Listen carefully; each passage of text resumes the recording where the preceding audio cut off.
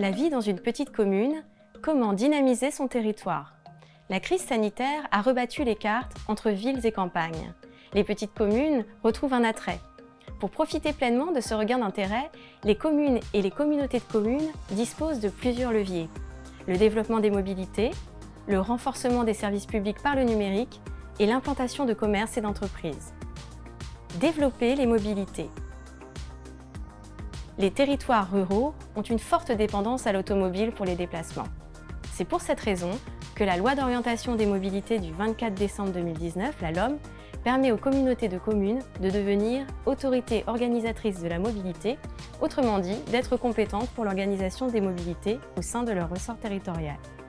Elles peuvent ainsi organiser sur leur territoire des services réguliers de transport public de personnes, des services à la demande, des services de transport scolaire, des services relatifs aux mobilités actives ou aux mobilités partagées, par exemple des services de covoiturage, d'autopartage ou de location de bicyclettes. Si aucune entreprise privée n'en propose, les communautés de communes peuvent également organiser des services de transport de marchandises ou de la logistique urbaine. Enfin, elles ont la possibilité de contribuer au développement des mobilités actives et des mobilités partagées via des plateformes d'intermédiation ou du subventionnement de pistes cyclables, et verser des aides individuelles à la mobilité. Renforcer les services publics par le numérique.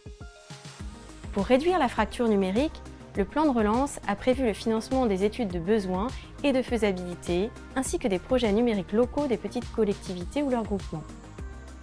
Avec un budget global de 34 millions d'euros à utiliser d'ici fin 2022, l'État accompagne les territoires ruraux et périurbains pour financer des études, des diagnostics de besoins et de faisabilité, des schémas directeurs avec pour objet de définir des stratégies de transformation numérique pour la collectivité. Ces crédits permettent par exemple la création ou l'amélioration d'un service en ligne, pouvant inclure la formation des agents aux outils numériques, la dématérialisation d'une démarche de service public au niveau local, ou encore le développement de la modernisation de plateformes de téléphonie ou l'amélioration des parcours dans les serveurs vocaux interactifs. Promouvoir les commerces et le tourisme. Pour redynamiser leur centre-ville ou leur centre-bourg, de plus en plus de communes recrutent des managers du commerce. Ils ont en charge de développer l'attractivité commerciale d'un territoire en agissant directement sur l'organisation du commerce.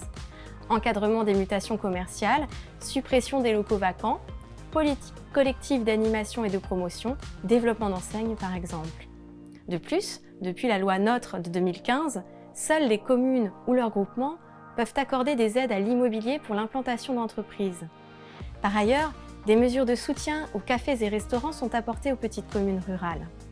Sur le fondement de la loi du 27 décembre 2019 Engagement et proximité, le gouvernement encourage la création de nouvelles licences 4, entre 10 000 et 15 000, dans les communes de moins de 3 500 habitants n'en disposant pas au 27 décembre 2019.